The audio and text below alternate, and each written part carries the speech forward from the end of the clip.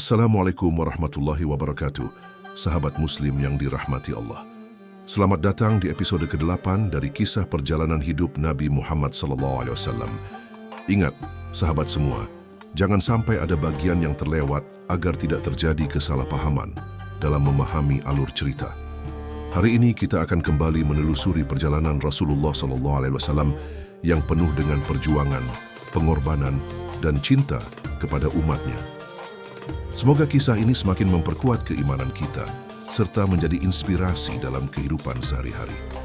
Sebelum kita mulai, mari bersama-sama melantunkan solawat untuk Nabi Muhammad SAW. Allahumma sholli ala Muhammad wa ala ali Muhammad. Kami mengajak Anda untuk menyimak video ini hingga akhir, agar setiap kisah yang disampaikan dapat dipahami dengan baik dan tidak terjadi kekeliruan. Jangan lupa dukung kami dengan menekan tombol like, subscribe serta tinggalkan komentar jika ada hal yang perlu diperbaiki atau diluruskan. Bismillahirrahmanirrahim, mari kita mulai kisahnya. Wassalamualaikum warahmatullahi wabarakatuh. Setelah hijrah ke Madinah, kaum muslimin akhirnya merasakan kedamaian dan kebebasan dalam menjalankan agama mereka. Namun, ancaman dari kaum kafir Quraisy tak pernah mereda. Setiap hari, laporan dari para pengintai membawa kabar tentang pergerakan mencurigakan dari Mekah. Orang-orang Quraisy tidak terima melihat Islam semakin berkembang dan mendapatkan tempat yang aman untuk berdakwah. Pada suatu malam yang sunyi, di bawah cahaya bintang yang redup, Rasulullah duduk bersama para sahabat terdekatnya. Abu Bakar, Umar, Ali, Sa'ad bin Abi Waqqas, serta beberapa sahabat lainnya berkumpul dalam suasana yang penuh kewaspadaan. Mereka sadar bahwa peperangan bisa pecah kapan saja. Ya Rasulullah, kaum Quraisy semakin berani. Mereka mengirim utusan ke berbagai suku untuk memprovokasi agar menyerang kita, ujar Umar dengan nada serius. Rasulullah menatap wajah-wajah para sahabatnya dengan penuh keteguhan. Beliau memahami bahwa ujian bagi kaum muslimin masih panjang. Kita tidak akan tinggal diam, tetapi kita juga tidak akan bertindak gegabah. Islam tidak mengajarkan kita untuk menyerang tanpa alasan.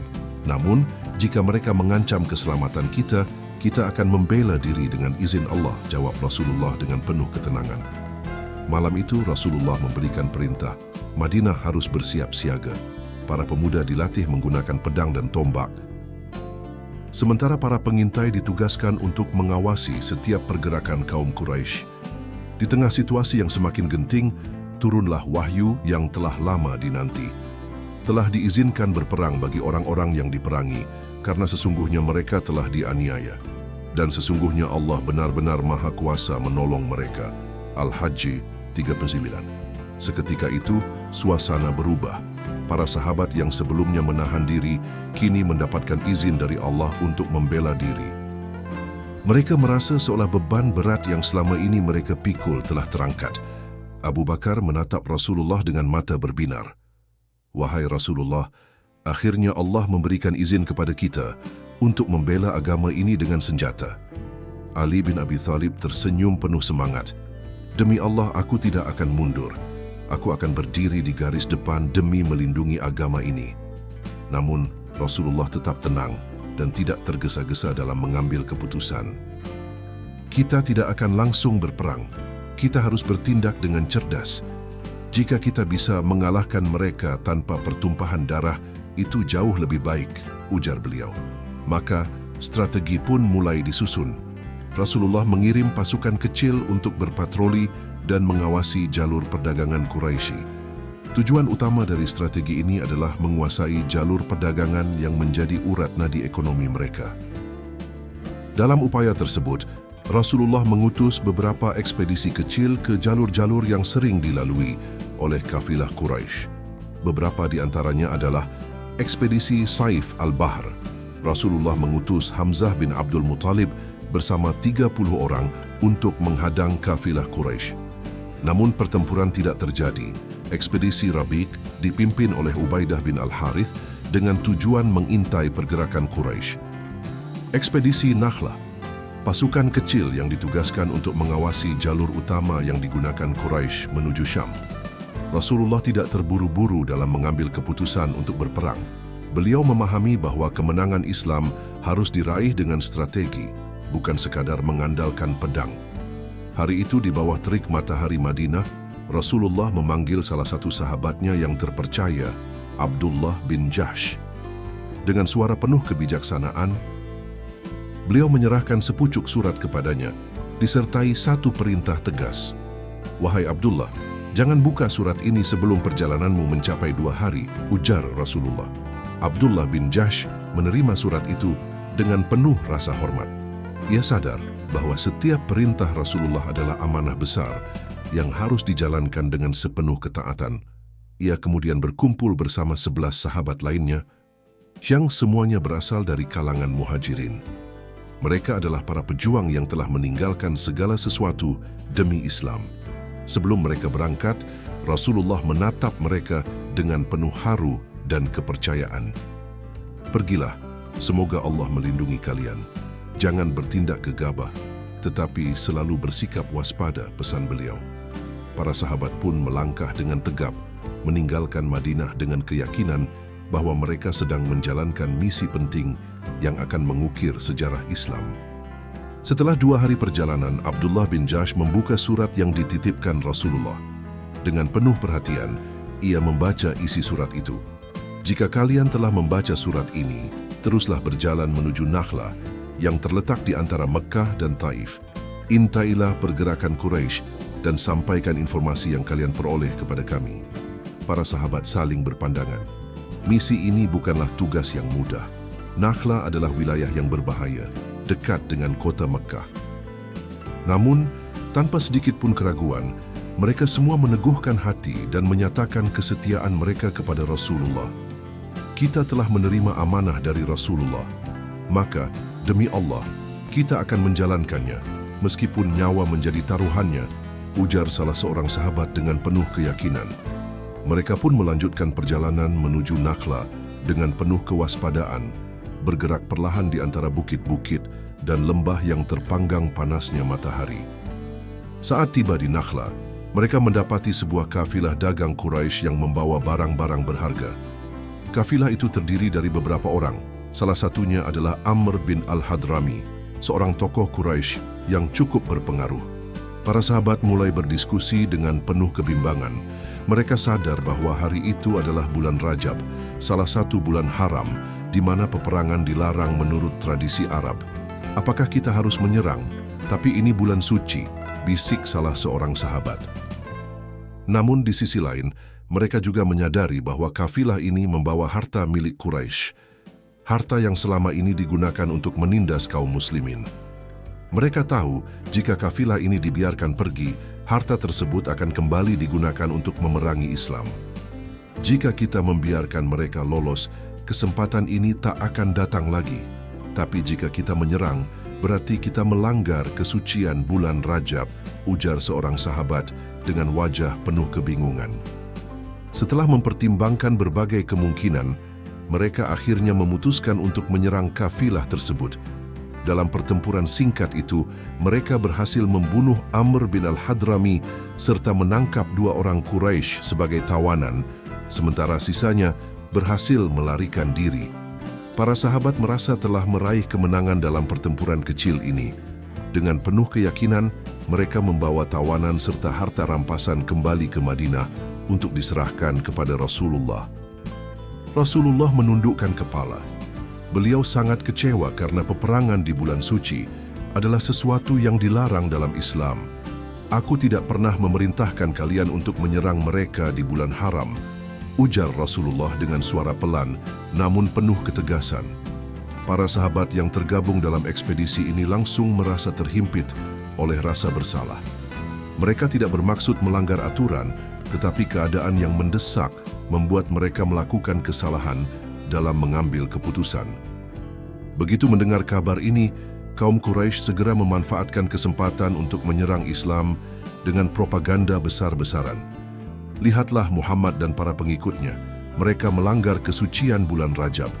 Mereka tidak lebih baik dari para perampok," seru para pemuka Quraisy. Kabar ini menyebar luas, mengguncang nama baik kaum muslimin. Para sahabat yang terlibat dalam peristiwa ini mulai merasa terpojok dan takut. Mereka khawatir bahwa tindakan mereka justru akan semakin memperburuk citra Islam. Namun, di tengah situasi yang semakin genting, Allah menurunkan wahyu yang membela kaum muslimin sekaligus mengungkapkan kezaliman Quraisy yang jauh lebih besar. Mereka bertanya kepadamu tentang berperang pada bulan haram. Katakanlah, berperang dalam bulan itu adalah dosa besar, tetapi menghalangi manusia dari jalan Allah, kufur kepadanya, menghalangi masuk ke Masjidil Haram, serta mengusir penduduknya dari sekitarnya, itu lebih besar dosanya di sisi Allah. Dan fitnah, yakni penindasan terhadap Islam dan kaum muslimin, lebih besar dosanya daripada pembunuhan. Al-Baqarah 217. Para sahabat yang sebelumnya dipenuhi rasa bersalah kini mulai merasa tenang. Mereka menyadari bahwa Allah telah membela mereka dan menegaskan bahwa kezaliman Quraisy selama ini jauh lebih besar daripada apa yang mereka lakukan. Meskipun Rasulullah kecewa, beliau tetap memaafkan para sahabat yang terlibat. Beliau memahami bahwa mereka tidak berniat melanggar aturan, tetapi hanya terjebak dalam situasi yang sulit. Dengan penuh kasih sayang, Rasulullah berkata, "Kalian telah melakukan kesalahan, tetapi Allah Maha Pengampun. Kita akan terus belajar dan memperbaiki diri." Para sahabat mengangguk dengan mata berkaca-kaca. Mereka semakin menyadari bahwa perjuangan dalam Islam tidak hanya membutuhkan keberanian, tetapi juga kebijaksanaan dan kesabaran. Kejadian ini menjadi pelajaran berharga bagi mereka bahwa setiap langkah dalam memperjuangkan agama harus dilakukan dengan penuh kehati-hatian. Madinah masih diselimuti ketenangan di pagi hari saat Rasulullah menengadahkan wajahnya ke langit, hatinya dipenuhi harapan. Sudah lama beliau menantikan wahyu dari Allah mengenai kiblat yang akan menjadi pusat ibadah umat Islam. Sejak tiba di Madinah, kaum muslimin selalu menghadap Baitul Maqdis saat salat, sebagaimana perintah awal dari Allah. Namun, di dalam hati Rasulullah ada kerinduan yang mendalam untuk menghadap Ka'bah, rumah pertama yang dibangun sebagai tempat ibadah kepada Allah. Malam-malam beliau dipenuhi dengan doa dan harapan, memohon petunjuk dari Allah dalam perkara ini. Akhirnya, pada bulan Syaban tahun kedua Hijriah, turunlah wahyu yang mengubah arah kiblat. "Sungguh kami sering melihat wajahmu menengadah ke langit, maka sungguh kami akan memalingkan engkau ke kiblat yang engkau sukai. Maka hadapkanlah wajahmu ke arah Masjidil Haram." Al-Baqarah 144. Mata Rasulullah berbinar saat Jibril menyampaikan wahyu ini. Dengan penuh rasa syukur, beliau segera menuju masjid untuk menyampaikan perintah Allah kepada para sahabat. Hari itu, kaum muslimin tengah melaksanakan salat zuhur di sebuah masjid di Madinah yang kemudian dikenal sebagai Masjid Qiblatain atau Masjid Dua Kiblat. Saat itu imam dan jamaah masih menghadap ke Baitul Maqdis. Di tengah salat, turunlah perintah perubahan kiblat dan Rasulullah segera memberitahukan hal ini kepada kaum muslimin. Seorang sahabat yang menerima kabar dari Rasulullah segera berseru, "Demi Allah, wahyu baru telah turun kepada Rasulullah. Perintah Allah telah datang. Kita harus menghadap ke Ka'bah." Para sahabat yang sedang rukuk dan sujud langsung berbalik arah menghadap Masjidil Haram. Tanpa keraguan, tanpa perdebatan, mereka menaati perintah Allah dengan penuh kepatuhan. Tangis haru terdengar dari beberapa sahabat, karena perubahan kiblat ini bukan sekadar pergantian arah, tetapi juga simbol persatuan dan kebangkitan Islam. Peristiwa ini segera menjadi pembicaraan besar di Madinah. Kaum Yahudi yang selama ini menganggap kiblat mereka sebagai satu-satunya arah yang benar, mulai meragukan niat kaum muslimin. Mereka mencemooh dan berkata, apa yang terjadi dengan agama mereka? Mengapa mereka berpaling dari kiblat lama? Allah pun menanggapi ejekan mereka dalam firman-Nya. Orang-orang yang kurang akalnya di antara manusia akan berkata, apa yang memalingkan mereka dari kiblat yang dahulu mereka gunakan? Katakanlah, milik Allah lah timur dan barat. Dia memberi petunjuk kepada siapa yang Dia kehendaki ke jalan yang lurus.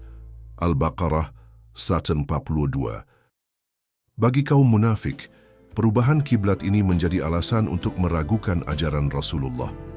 Mereka menebar fitnah dan berkata, jika kiblat yang dulu benar, berarti yang sekarang salah. Jika yang sekarang benar, maka ibadah kita yang dulu sia-sia. Namun Allah menegaskan bahwa yang terpenting adalah ketaatan dan ketundukan kepadanya.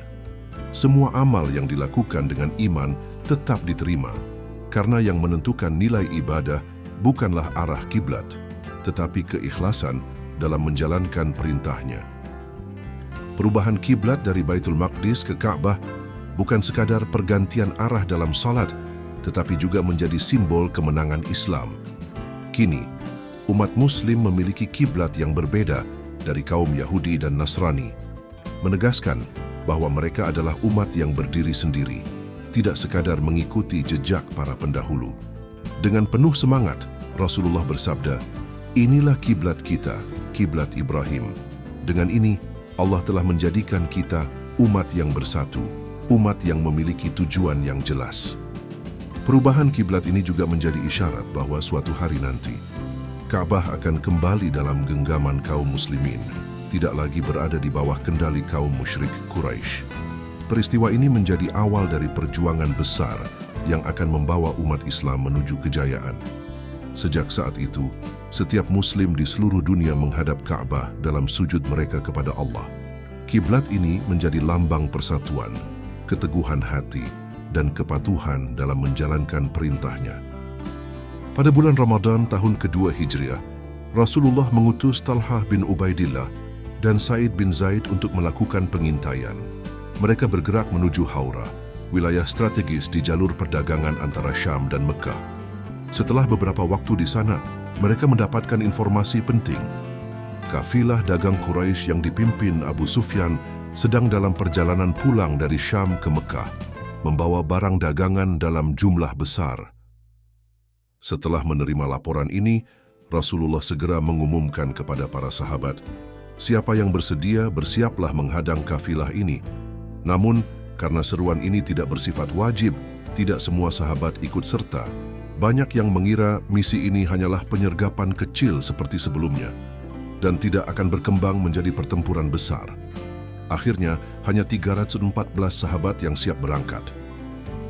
Mereka tidak membawa perlengkapan perang yang lengkap, hanya memiliki 2 ekor kuda dan sekitar 70 ekor unta yang harus mereka tunggangi secara bergantian.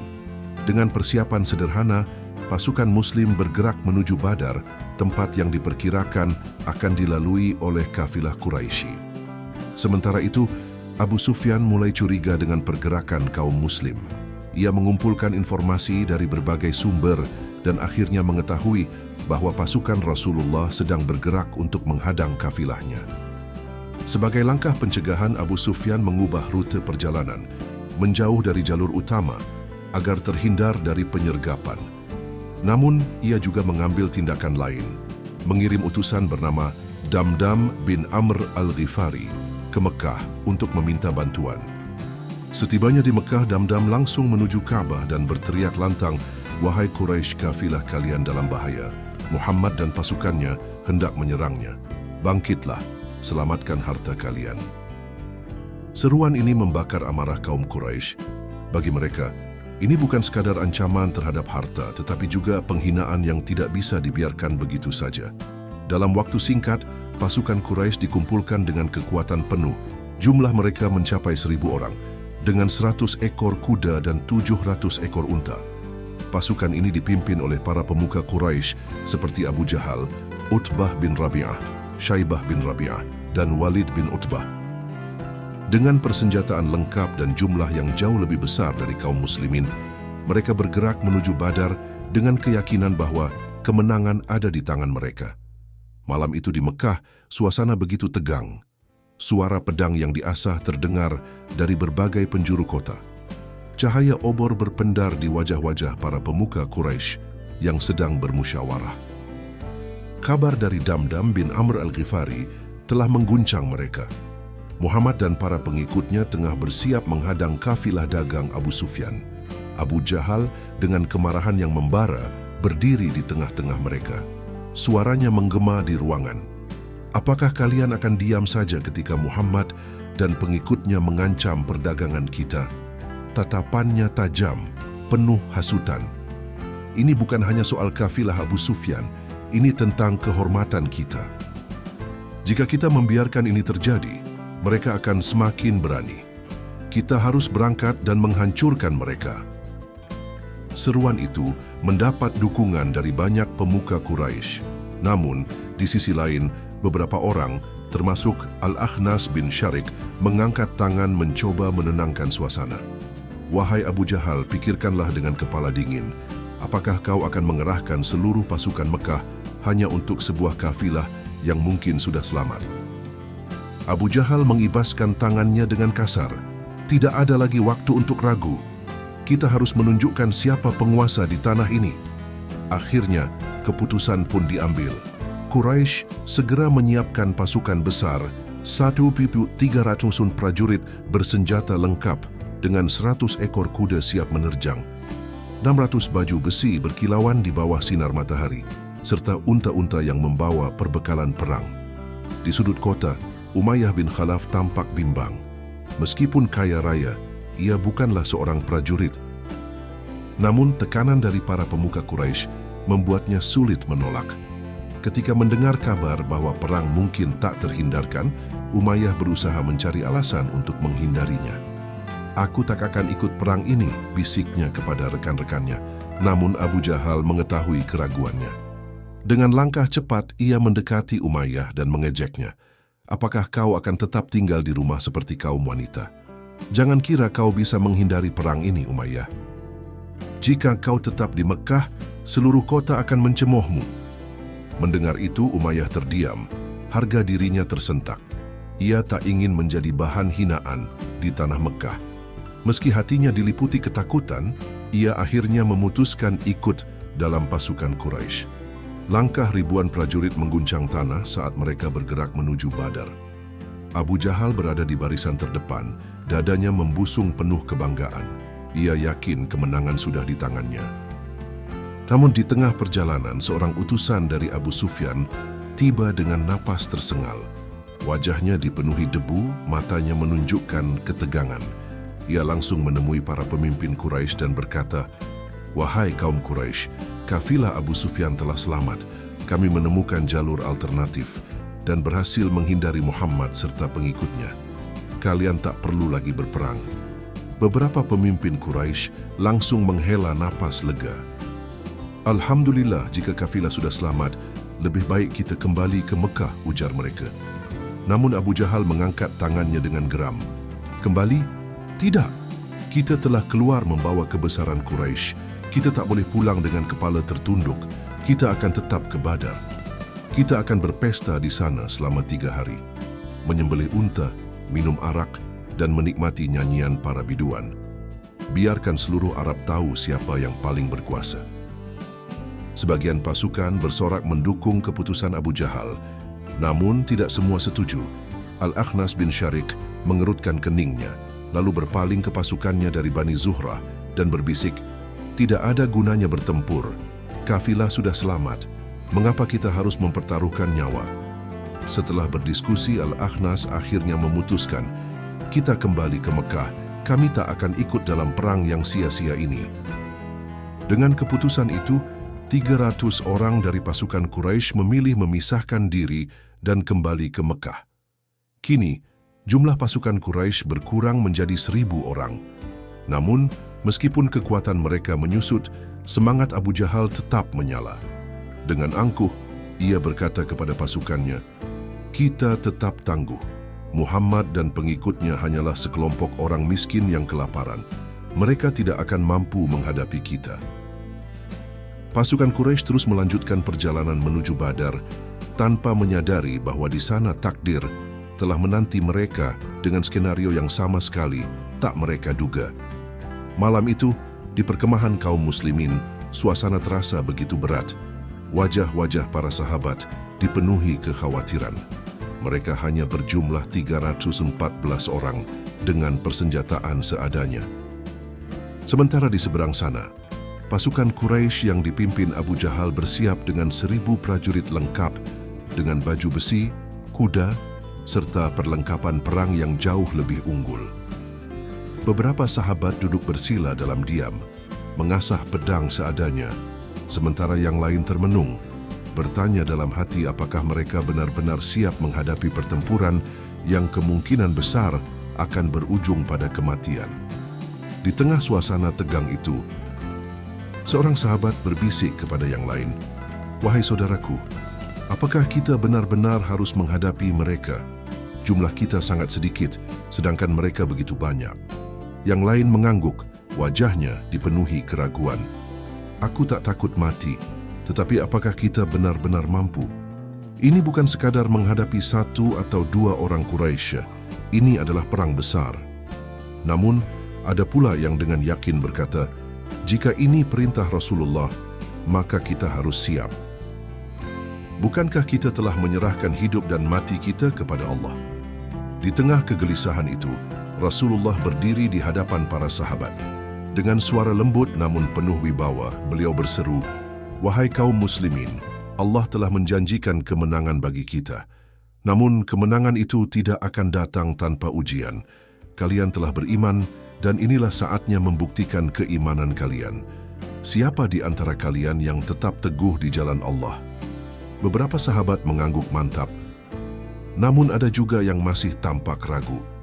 Allah menggambarkan perasaan mereka dalam firman-Nya.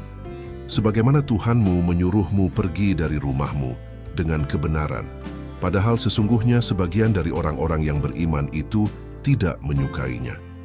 Mereka membantahmu tentang kebenaran setelah nyata bahwa mereka pasti menang, seolah-olah mereka dihalau kepada kematian, padahal mereka melihatnya di depan mata." Al-Anfal 56. Kaum muslimin tak lagi diliputi keraguan. Mereka bersiap dengan penuh semangat, menajamkan pedang, memeriksa perlengkapan seadanya, dan berdoa agar Allah memberikan kekuatan. Dalam keheningan malam, Rasulullah berdoa dengan penuh pengharapan, "Ya Allah, jika kelompok kecil ini binasa, maka takkan ada lagi yang menyembah-Mu di muka bumi. Ya Allah, penuhi janji-Mu kepadaku, berikan kami kemenangan." Tangannya terangkat tinggi, matanya basah oleh air mata. Melihat ketulusan beliau, Abu Bakar mendekat dan berkata, "Cukup wahai Rasulullah, Allah pasti akan menolong kita." Rasulullah mengangguk, tetapi hatinya tetap bermunajat. Beliau tahu esok hari bukan hanya akan menentukan nasib mereka di medan perang, tetapi juga masa depan Islam. Malam semakin larut, tetapi di perkemahan kaum muslimin, mata Rasulullah tetap waspada.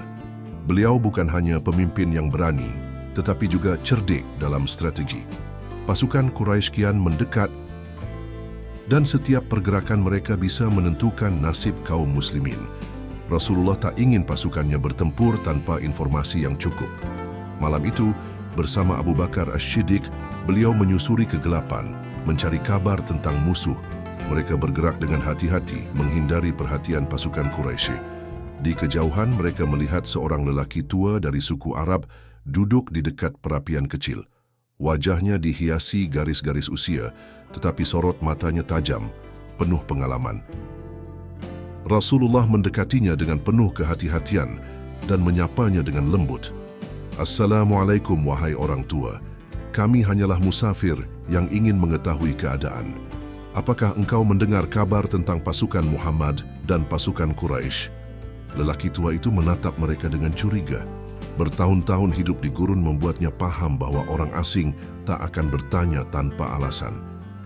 Dengan suara parau ia berkata, "Aku tidak akan memberitahu kalian sebelum kalian mengatakan siapa diri kalian sebenarnya." Rasulullah tersenyum tipis dan menjawab dengan diplomatis, "Jika engkau memberitahu kami lebih dulu, maka kami pun akan memberitahumu siapa kami." Orang tua itu menghela napas, menimbang tawaran tersebut. Akhirnya ia berkata, "Baiklah, aku mendengar bahwa pasukan Muhammad telah bergerak dari Madinah dan kini berada di tempat ini dan ini. Sedangkan pasukan Quraisy telah mencapai tempat ini dan ini." Sementara pasukan Quraisy telah mencapai titik tertentu, Rasulullah mendengarkan dengan saksama, mencatat setiap informasi dalam benaknya. Setelah lelaki tua itu selesai berbicara, ia bertanya lagi, "Sekarang katakan padaku dari mana asal kalian?" Rasulullah menjawab dengan cerdik, "Kami dari Ma'a." Lelaki tua itu mengernyit, kebingungan. "Ma'a? Apakah itu Ma'a dari Irak atau dari tempat lain?" Namun sebelum ia sempat bertanya lebih jauh, Rasulullah dan Abu Bakar segera pergi, meninggalkannya dalam kebingungan. Rasulullah telah berhasil memperoleh informasi berharga tanpa mengungkapkan identitas mereka. Keesokan paginya, saat matahari mulai naik, pasukan Muslim berhasil menangkap dua bocah yang sedang mengambil air untuk memberi minum pasukan Quraisy. Wajah mereka dipenuhi ketakutan saat dibawa menghadap Rasulullah. Rasulullah menatap mereka dengan penuh kelembutan. Beliau tahu bahwa anak-anak ini hanyalah pelayan yang tidak bersalah, tetapi mereka bisa menjadi sumber informasi yang berharga. Dengan suara lembut, beliau bertanya, "Dari mana kalian berasal?" Salah satu bocah menjawab dengan gugup, "Kami dari pasukan Quraisy." Para sahabat yang mendengar jawaban itu langsung memperhatikan dengan serius. Mereka sadar, ini adalah kesempatan untuk mendapatkan informasi tentang kekuatan musuh. Rasulullah mengangguk, lalu bertanya lagi, "Berapa jumlah mereka?" Bocah itu menunduk ketakutan. "Banyak," jawabnya pelan. Rasulullah tersenyum menenangkan. "Banyak itu berapa? Apakah 1.000, 2.000?" Anak itu menggeleng. "Kami tidak tahu pasti, wahai Rasulullah."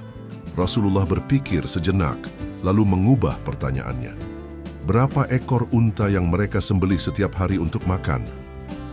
Bocah itu merenung sejenak sebelum menjawab, "Kadang mereka menyembelih 9 ekor, kadang 10 ekor.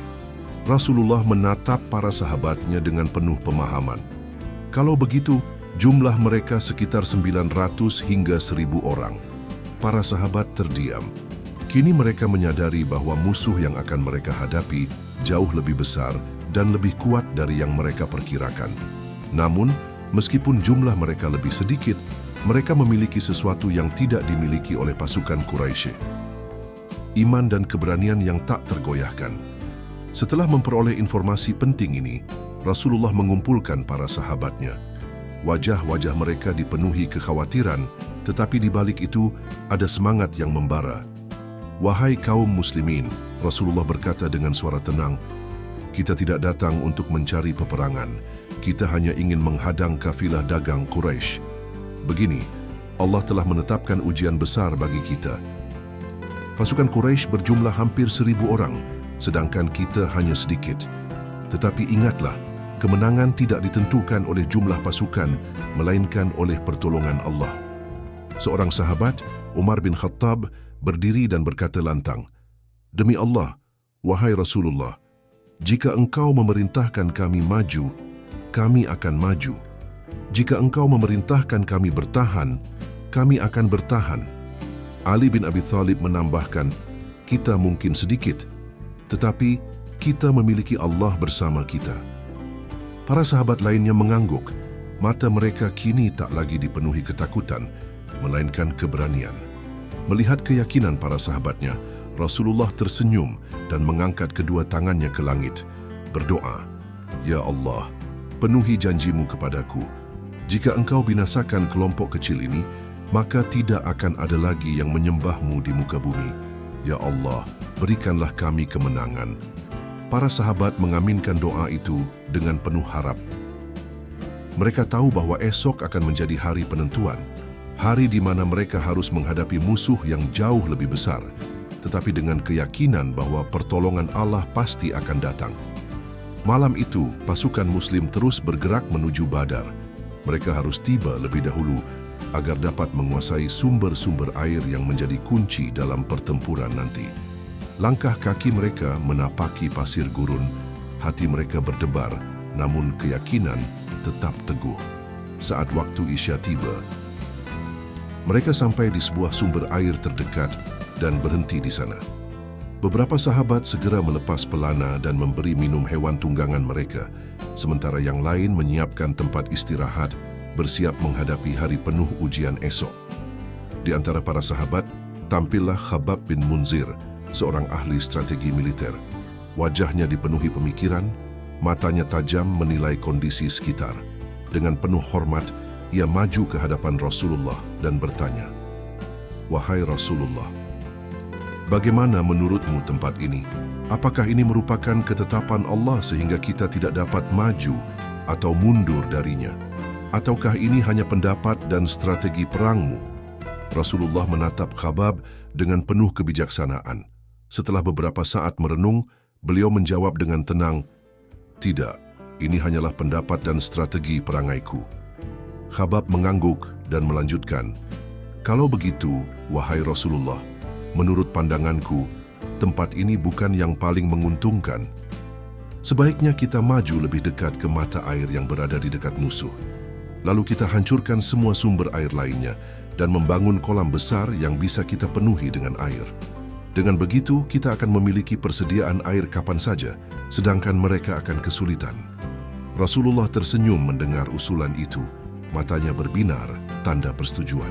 "Pendapatmu sungguh baik, wahai Khabbab," puji beliau. Tanpa ragu, Rasulullah segera memerintahkan pasukan untuk bergerak ke posisi yang lebih strategis. Mereka menutup dan menghancurkan mata air lainnya agar musuh tidak dapat mengaksesnya. Sementara itu, kaum muslimin membangun kolam penampungan air yang cukup untuk menghadapi pertempuran esok hari. Setelah sumber air berhasil dikuasai, Rasulullah meminta para sahabat mendirikan panggung kecil sebagai pusat komando. Tempat itu menjadi titik koordinasi utama, sehingga jika terjadi situasi darurat, Rasulullah dapat mengatur strategi dengan lebih efektif. Di tengah kesibukan, Sa'ad bin Mu'adz, seorang pemimpin dari kaum Ansyar, maju ke hadapan Rasulullah. "Wahai Rasulullah, izinkan kami menjaga pusat komando ini. Jika terjadi sesuatu, kami siap mengorbankan nyawa untuk melindungimu." Rasulullah menatapnya penuh penghargaan, lalu berkata, "Semoga Allah memberkahimu, wahai Sa'ad. Engkau dan pasukanmu adalah pelindung kami di tempat ini." Sa'ad mengangguk, lalu memilih sekelompok pemuda Ansyar untuk berjaga di sekitar panggung. Mereka bersiap siaga dengan pedang terhunus, memastikan tidak ada musuh yang dapat mendekat tanpa terdeteksi. Malam itu, tepat pada malam Jumat, tanggal 17 Ramadan, tahun kedua Hijriah. Langit Badar tampak kelam. Angin berembus perlahan, membawa bisikan ketegangan yang menyelimuti kedua kubu yang akan bertempur esok hari. Di barisan kaum muslimin, suasana penuh ketenangan dan keyakinan.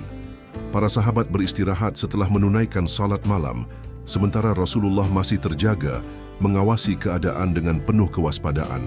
Rasulullah berdoa dengan penuh harap kepada Allah. Air matanya jatuh di atas pasir Badar yang dingin. "Ya Allah, jika pasukan kecil ini musnah, tidak akan ada lagi yang menyebut namamu di muka bumi. Ya Allah, penuhilah janjimu kepadaku."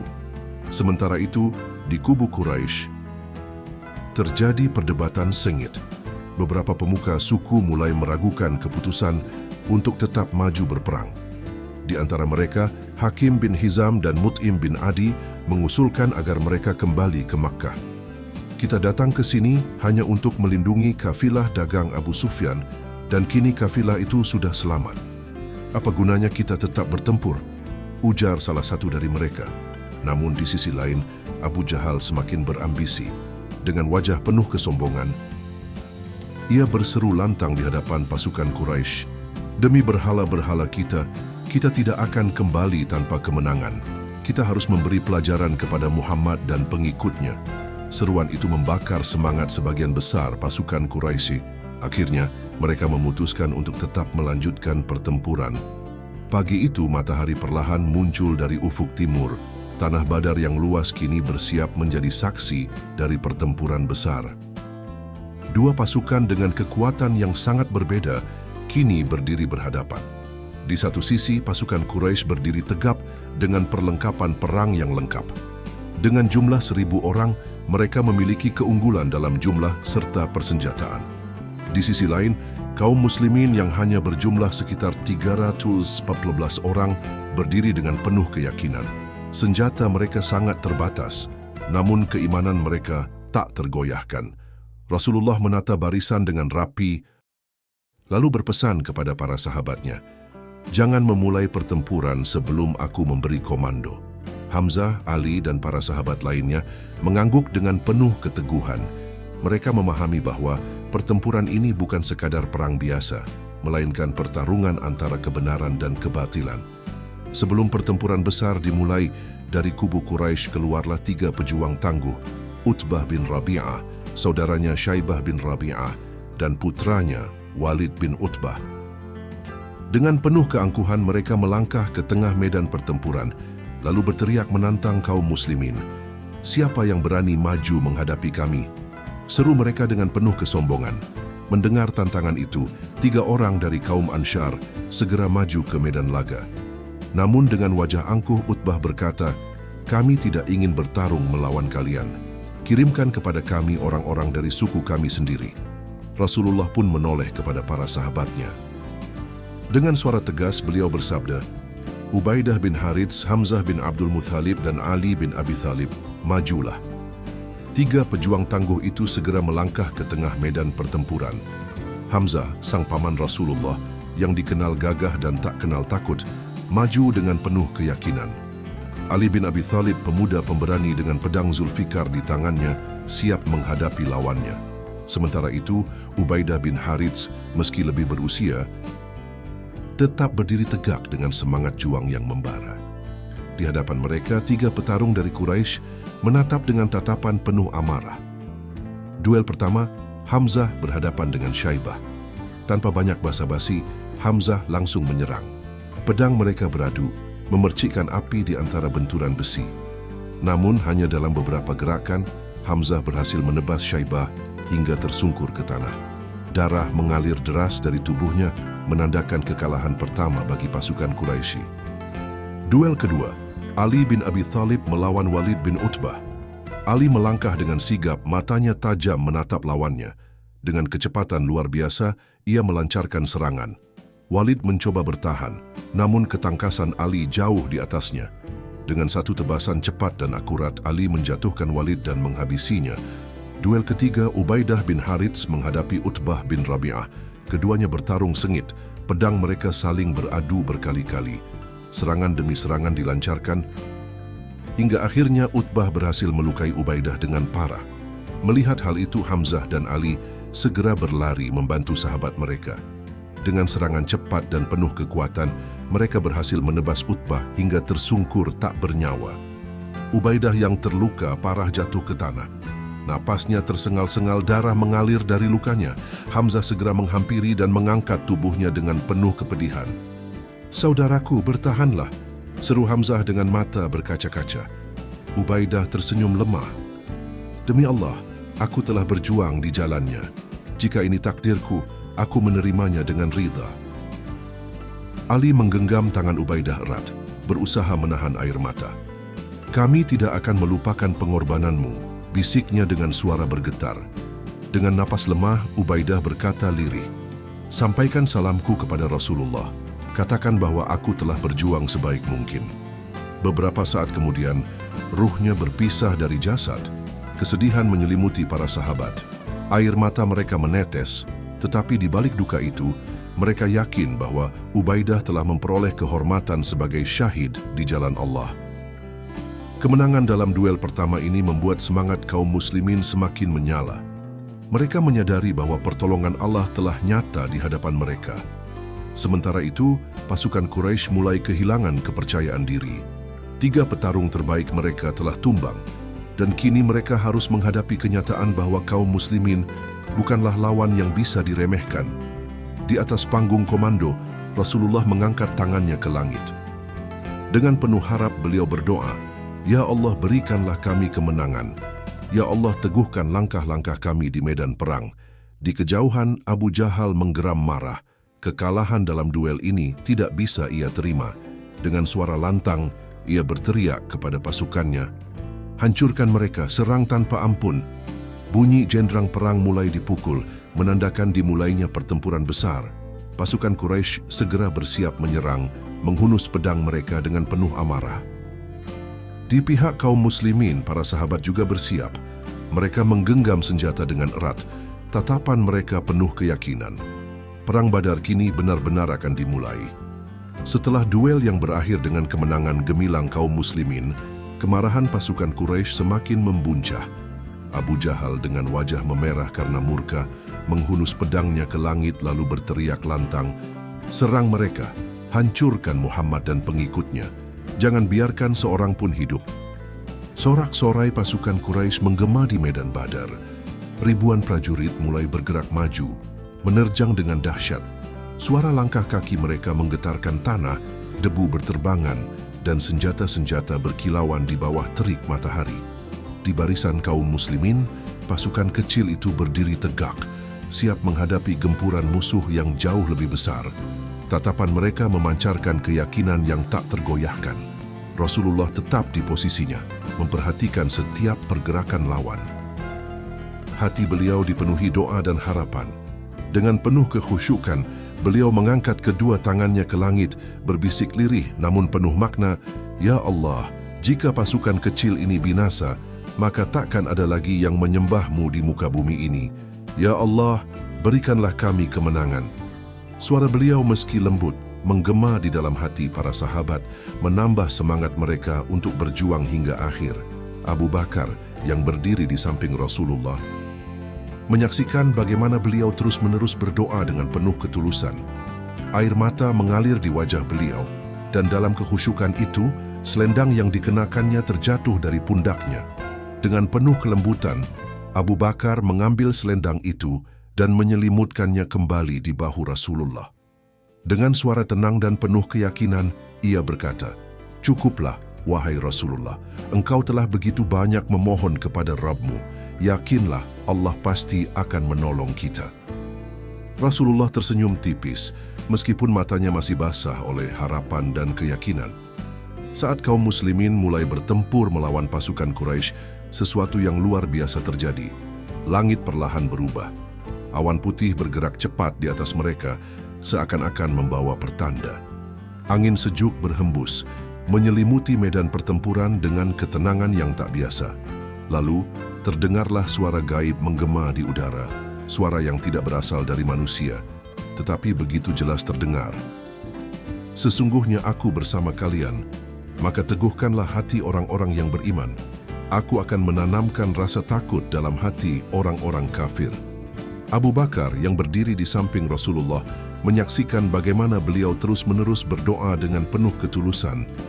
Air mata mengalir di wajah beliau, dan dalam kekhusyukan itu, selendang yang dikenakannya terjatuh dari pundaknya. Dengan penuh kelembutan, Abu Bakar mengambil selendang itu dan menyelimutkannya kembali di bahu Rasulullah.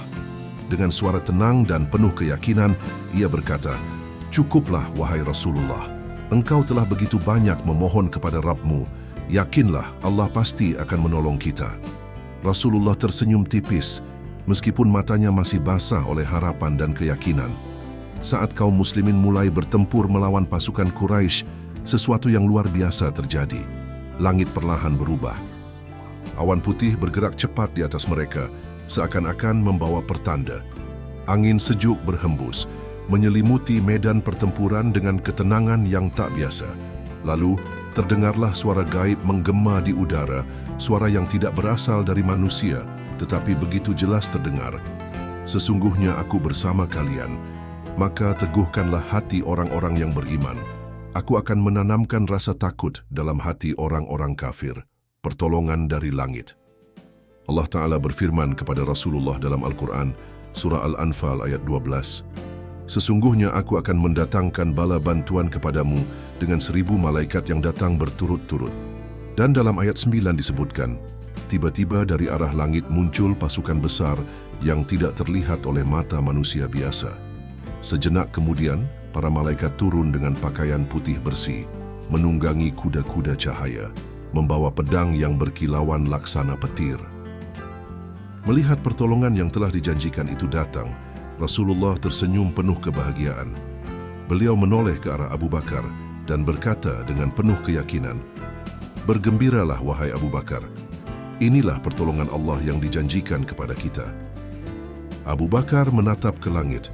Matanya membelalak, seakan bisa merasakan kehadiran pasukan tak kasat mata yang bergerak cepat di antara barisan Quraisy, menebar ketakutan dan kekacauan.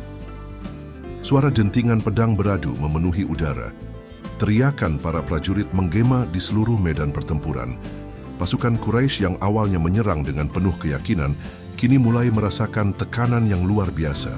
Sementara itu, pasukan Muslim yang jumlahnya jauh lebih sedikit justru semakin teguh bertahan. Keberanian mereka tidak goyah sedikit pun. Matahari mulai condong ke barat. Tubuh-tubuh para pejuang yang kelelahan terengah-engah di antara debu dan darah. Namun di tengah-tengah mereka, sesuatu yang tak terlihat oleh mata manusia hadir. Para malaikat turun dalam barisan membantu kaum muslimin dengan kekuatan yang tak terlukiskan. Ketakutan mulai menyelimuti hati pasukan Quraisy. Mereka yang sebelumnya menyerang dengan garang, kini merasakan keanehan yang tidak bisa dijelaskan. Beberapa dari mereka tiba-tiba tersungkur tanpa tahu siapa yang menyerang. Pedang mereka terasa berat dan kuda-kuda mereka meringkik ketakutan. Di tengah hiruk-pikuk pertempuran, Rasulullah berdiri dengan penuh wibawa. Tatapan beliau tertuju pada pasukannya yang terus bertahan dengan gagah berani. Menyadari bahwa musuh mulai melemah, beliau mengangkat pedangnya ke langit dan dengan suara penuh ketegasan berseru, "Serang mereka! Allah telah memberikan pertolongannya kepada kita." Teriakan itu seakan menjadi api yang membakar semangat kaum muslimin. Yang tadinya bertahan, kini mereka maju dengan keberanian yang semakin berkobar. Hamzah bin Abdul Muthalib, paman Rasulullah yang dikenal sebagai singa Allah, memimpin pasukan muslim menerobos pertahanan musuh. Pedangnya berkilat, menebas lawan-lawannya satu persatu. Ali bin Abi Thalib dengan keberanian luar biasa menerjang ke tengah-tengah pasukan musyrikin. Dengan gerakan lincah, ia menebas lawan-lawannya yang ketakutan melihat kegagahannya. Zubair bin Awam berlari dengan penuh semangat. Matanya menangkap salah satu panglima Quraisy yang mencoba melarikan diri. Dengan sigap ia mengejarnya dan dalam satu tebasan, lawannya jatuh tersungkur di tanah. Takbir menggema di seluruh medan perang. Allahu Akbar!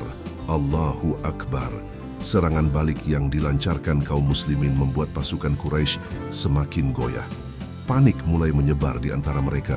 Sebagian besar memilih untuk melarikan diri. Darah bercucuran di tanah Badar. Pasukan Quraisy yang sebelumnya begitu percaya diri, kini kehilangan kendali. Di tengah kekacauan itu, seorang prajurit Quraisy yang terluka parah berteriak kepada Abu Jahal, "Wahai Abu Jahal, kita kalah. Mereka mendapat pertolongan dari langit." Namun, Abu Jahal yang angkuh masih berdiri tegak. Wajahnya memerah oleh kemarahan. Dengan suara lantang, ia berteriak, "Jangan lari, kalian semua pengecut, lawan mereka." Namun, kata-kata itu tidak lagi berpengaruh. Satu persatu pasukan Quraisy melarikan diri, meninggalkan medan perang dalam ketakutan. Meski demikian, Abu Jahal tetap bertahan.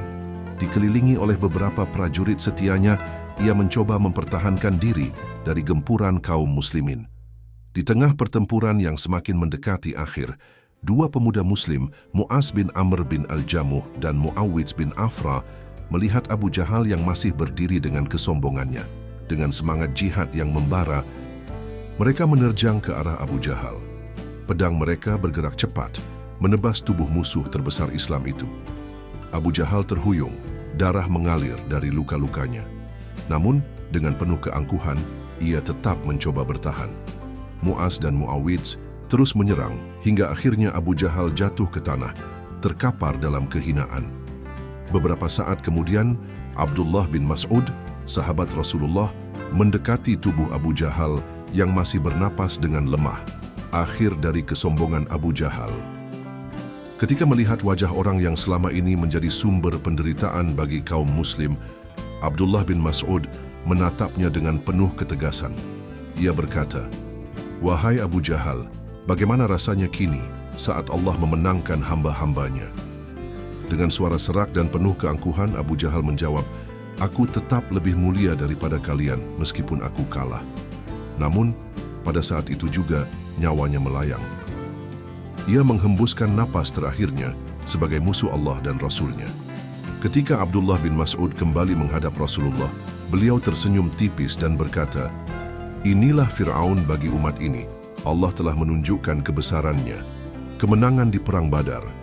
Dengan tewasnya Abu Jahal dan kekalahan total pasukan Quraisy, Perang Badar pun berakhir. Kaum muslimin berhasil mengalahkan musuh mereka dengan izin Allah. Sebanyak 70 pasukan Quraisy tewas dalam pertempuran ini. Sebagian besar di antaranya adalah panglima dan tokoh penting mereka. Sementara itu, 70 lainnya berhasil ditawan oleh pasukan Muslim. Di pihak kaum Muslim, meskipun meraih kemenangan, 14 orang sahabat gugur sebagai syuhada. Rasulullah berjalan di antara mereka, menatap tubuh-tubuh yang terbujur dengan penuh penghormatan. Beliau berlutut di samping salah seorang syuhada, lalu berbisik, "Demi Allah, kalian telah menepati janji kalian kepadanya. Allah akan membalas kalian dengan surga." Tangis haru pecah di tengah kaum Muslim. Mereka telah memenangkan pertempuran, tetapi juga kehilangan saudara-saudara yang mereka cintai. Di kejauhan, Rasulullah menatap ke langit, lalu berbisik lirih, "Ya Allah, segala puji bagimu atas kemenangan ini. Engkau telah menepati janjimu kepada kami." Lebih dari sekadar kemenangan-kemenangan di Badar, bukan hanya kemenangan militer. Ia menjadi bukti nyata bahwa Allah selalu bersama orang-orang yang beriman.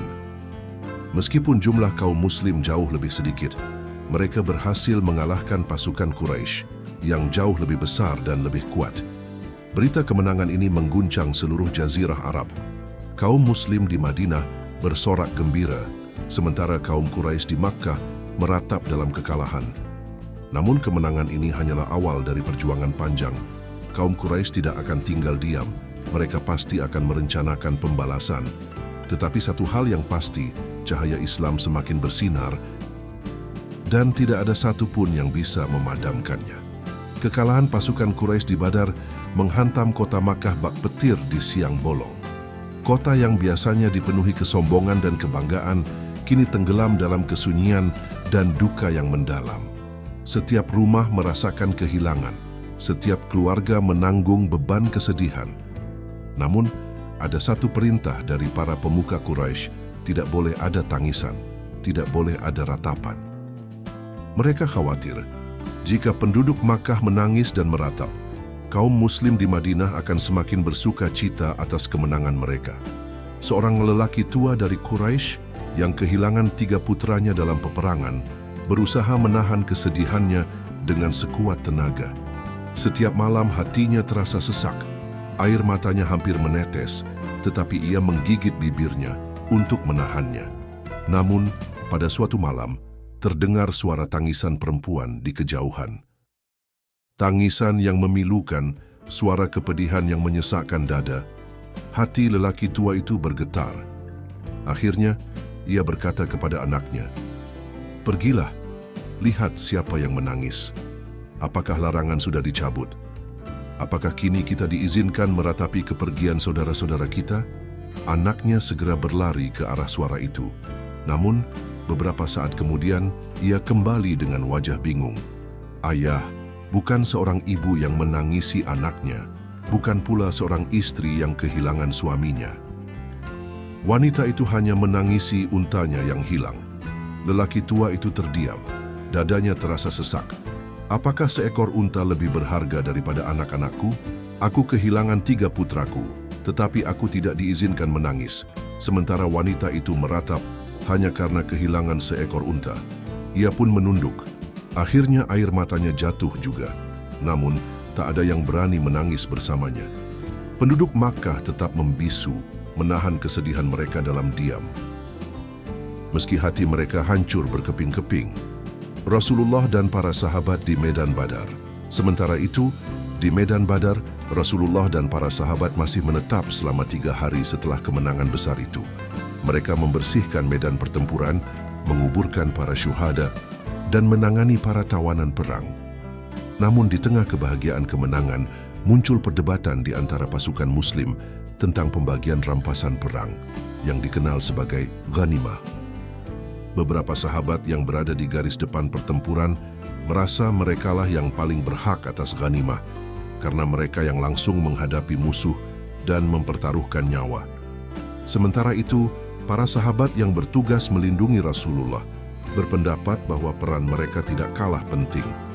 Jika tidak ada yang menjaga Rasulullah, pasukan bisa kehilangan pemimpin di tengah pertempuran. Suasana mulai memanas. Beberapa di antara mereka mulai membicarakan hal ini dengan nada tinggi.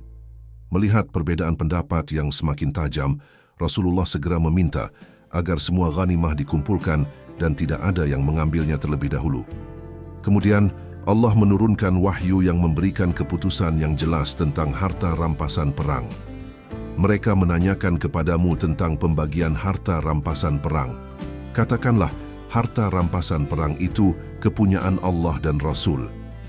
Sebab itu bertakwalah kepada Allah dan perbaikilah hubungan di antara sesamamu, serta taatlah kepada Allah dan Rasul-Nya jika kamu adalah orang-orang yang beriman. Al-Anfal pasal 1. Mendengar ayat ini, para sahabat terdiam. Mereka menyadari bahwa perang ini bukan sekadar untuk mendapatkan harta rampasan, tetapi demi menegakkan agama Allah. 3 hari setelah kemenangan besar di Badar, Rasulullah dan pasukannya bersiap untuk kembali ke Madinah. Rasa haru, syukur, dan kebanggaan menyelimuti setiap jiwa yang telah berjuang.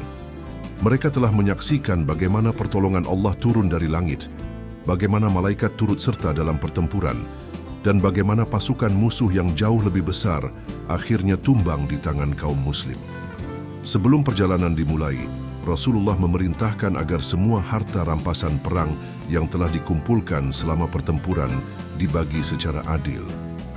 1/5 bagian diambil sesuai perintah Allah untuk kepentingan dakwah dan umat, sementara sisanya dibagi rata kepada para pejuang yang telah bertempur dengan penuh keberanian.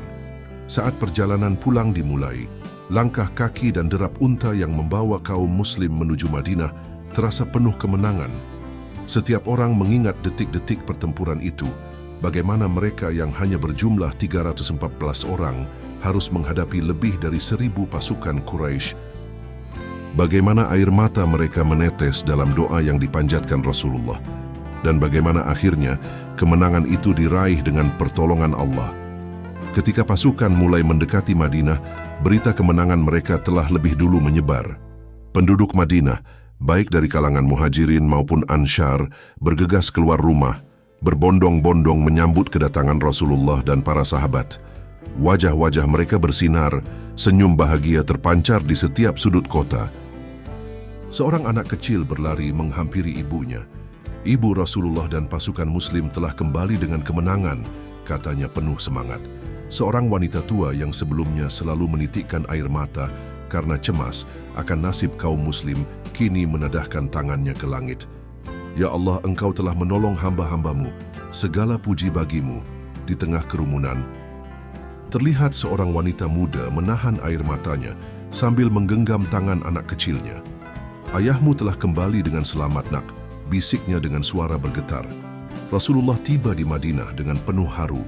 Beliau melihat wajah-wajah gembira umatnya yang begitu mencintai agama ini. Namun di sisi lain, kemenangan ini juga menimbulkan ketakutan bagi mereka yang selama ini menyimpan kebencian terhadap Islam. Di antara mereka adalah Abdullah bin Ubay, seorang pemuka kaum munafik yang sejak awal tidak pernah menerima Islam dengan sepenuh hati. Melihat bahwa Islam kini semakin kuat, ia dan pengikutnya pun menyatakan masuk Islam secara lahiriah. Namun Rasulullah mengetahui bahwa keimanan mereka hanyalah topeng belaka. Di antara pasukan yang kembali, ada 70 tawanan dari kaum Quraisy. Wajah mereka dipenuhi kegelisahan. Mereka yang selama ini merasa sebagai bangsa yang tak terkalahkan, kini harus berjalan dengan kepala tertunduk. Setibanya di Madinah, Rasulullah membagikan para tawanan kepada para sahabatnya untuk dirawat dan diperlakukan dengan baik, sesuai ajaran Islam yang penuh rahmat. Dan yang sangat penting, perlakukan mereka dengan baik. Demikian pesan Rasulullah kepada para sahabat. Mereka pun menaati perintah tersebut dengan sepenuh hati. Tawanan-tawanan perang diberi makanan yang sama seperti yang dimakan oleh kaum muslim.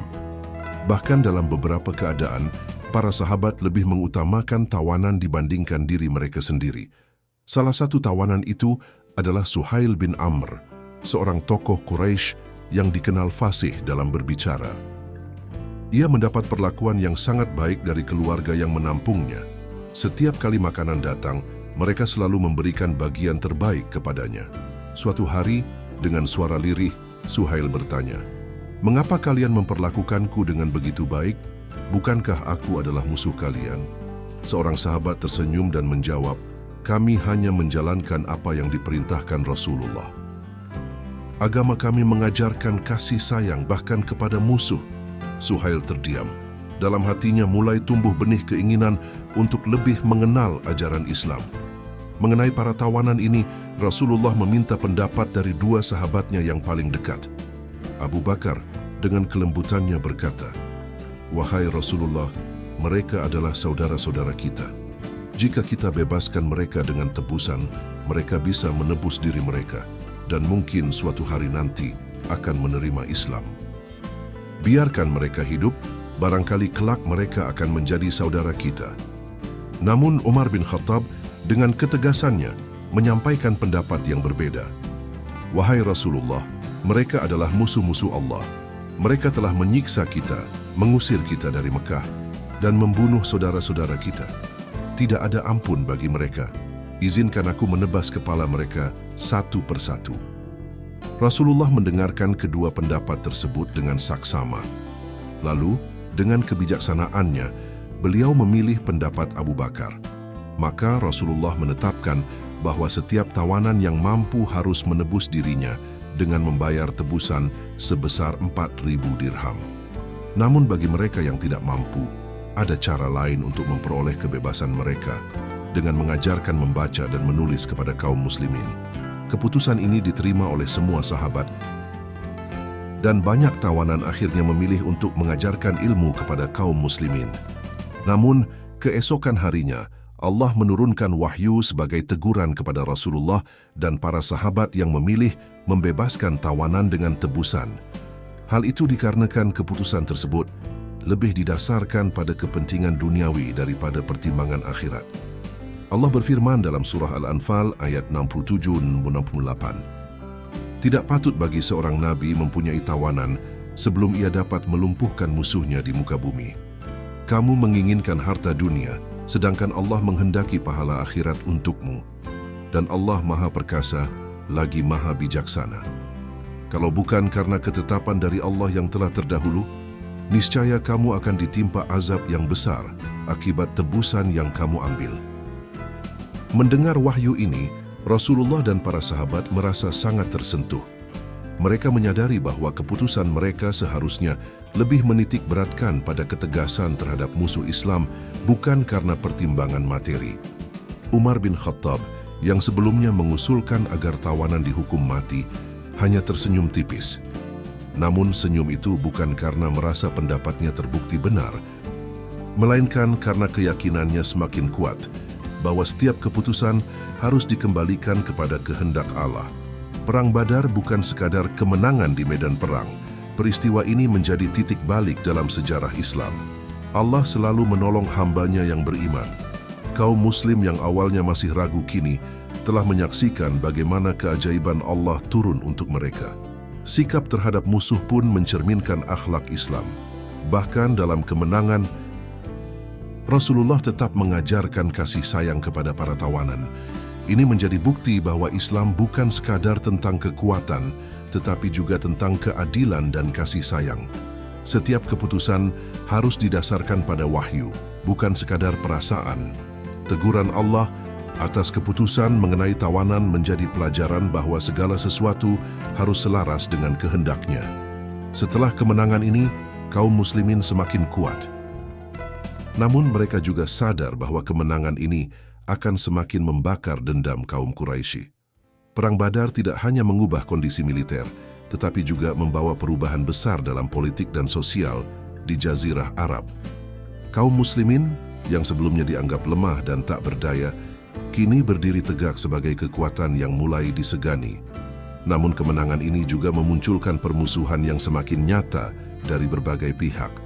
Di Madinah, Rasulullah duduk bersama beberapa sahabat terdekatnya. Mata beliau memancarkan keteguhan, tetapi juga kesadaran bahwa kemenangan ini hanyalah awal dari ujian yang lebih besar. Dengan suara tenang namun penuh kewaspadaan, beliau bersabda, "Kemenangan ini bukanlah akhir, melainkan awal dari tantangan baru. Musuh-musuh Islam tidak akan tinggal diam. Kita harus bersiap menghadapi makar mereka." Para sahabat mengangguk penuh keyakinan. Mereka memahami bahwa perjuangan ini masih panjang, dan mereka harus tetap teguh dalam mempertahankan agama Allah. Musuh-musuh Islam tidak akan tinggal diam. Kita harus bersiap menghadapi tipu daya mereka. Para sahabat mengangguk penuh keyakinan, namun mereka sadar bahwa ancaman kini datang dari berbagai arah dan setiap kelompok memiliki cara tersendiri untuk melemahkan Islam. Di Makkah, kesedihan dan amarah masih menyelimuti kota. Keluarga-keluarga Quraisy berduka atas kematian sanak saudara mereka dalam pertempuran. Seorang wanita tua menangis terseduh di depan Ka'bah. Saudaraku tewas di Badar. Mereka bilang Muhammad dan pengikutnya yang membunuhnya. Di tempat lain, Abu Sufyan berdiri dengan wajah memarah karena amarah. Matanya penuh dendam. Ia mengangkat pedangnya dan bersumpah di hadapan para pemimpin Quraisy. Demi Lata dan Uzza, aku tidak akan menyentuh istriku sampai aku membalas kekalahan ini. Kaum Quraisy segera menggelar pertemuan di Darun Nadwah, tempat mereka bermusyawarah. Dengan suara lantang, Abu Sufyan berkata, "Kita tidak boleh membiarkan kekalahan ini berlalu begitu saja. Kita akan membentuk pasukan yang lebih besar dan lebih kuat. Kita akan membalas dendam dengan cara yang belum pernah mereka bayangkan." Mereka pun sepakat untuk segera mengumpulkan kekuatan dan menyerang kaum muslimin di Madinah dalam waktu dekat. Sementara itu, di Madinah, kaum Yahudi yang sebelumnya bersikap netral mulai menunjukkan kebenciannya secara terang-terangan. Salah satu tokoh mereka, Ka'ab bin Ashraf, berdiri di tengah kaumnya dan berkata dengan geram, "Bagaimana mungkin Muhammad bisa menang? Ini penghinaan bagi kita. Kita tidak bisa membiarkannya terus berkuasa di Madinah." Ia pun pergi ke Makkah, meratapi kekalahan Quraisy, bahkan menyulut amarah mereka agar segera menyerang Madinah. Di hadapan mereka ia berkata, "Jangan biarkan Muhammad terus menguasai kalian, dia akan menghancurkan segalanya." Di Madinah sendiri, beberapa suku Yahudi seperti Bani Qainuqa mulai menunjukkan sikap bermusuhan meskipun masih terikat perjanjian damai. Mereka mulai mengejek dan mencemooh kaum muslimin di pasar-pasar Madinah, menunjukkan permusuhan mereka secara terbuka. Suatu hari, seorang wanita muslimah memasuki pasar Bani Qainuqa untuk berdagang. Tanpa ia sadari, sekelompok Yahudi mempermainkannya dengan menjahit ujung pakaiannya ke bagian belakang tubuhnya. Ketika ia berdiri, auratnya tersingkap, membuat mereka tertawa terbahak-bahak. Seorang Muslim yang melihat kejadian itu segera bangkit membela kehormatannya dan membunuh pelaku tersebut. Namun, sebagai balasan, orang-orang Yahudi langsung membunuhnya. Berita ini sampai kepada Rasulullah. Dengan sorot mata tajam, beliau bersabda, "Kaum Yahudi telah melanggar perjanjian mereka. Ini adalah tanda permusuhan yang nyata." Di sisi lain, kaum munafik yang dipimpin oleh Abdullah bin Ubay bin Salul semakin memperlihatkan sikap mereka. Sebelum Islam berjaya di Madinah, Abdullah bin Ubay hampir diangkat menjadi pemimpin utama kota. Namun, dengan hijrahnya Rasulullah dan masuk Islamnya suku Aus dan Khazraj, ambisinya hancur berantakan. Di hadapan Rasulullah, ia bersikap ramah dan mengaku sebagai seorang Muslim. Namun di belakang, ia terus menghasut serta menebarkan keraguan terhadap kepemimpinan beliau. Suatu hari, seorang sahabat mendengar dia berkata, "Jika Muhammad memang seorang nabi, bagaimana mungkin pasukannya yang jauh lebih sedikit bisa menang? Ini pasti hanya kebetulan belaka." Kaum munafik juga mulai menyebarkan kabar bohong, mencoba menanamkan keraguan di hati kaum muslimin.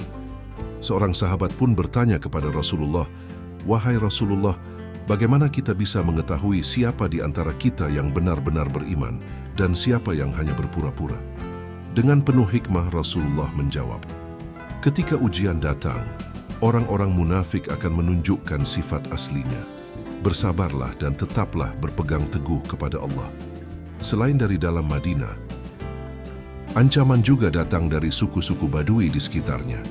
Sebelumnya, mereka sering menyerang dan merampas kafilah dagang yang melintasi wilayah mereka. Namun, kemenangan kaum muslimin di Perang Badar membuat mereka khawatir. Seorang kepala suku Badui berbicara kepada kaumnya, "Jika Muhammad terus meraih kemenangan, kita tidak akan lagi bisa menjarah para pedagang.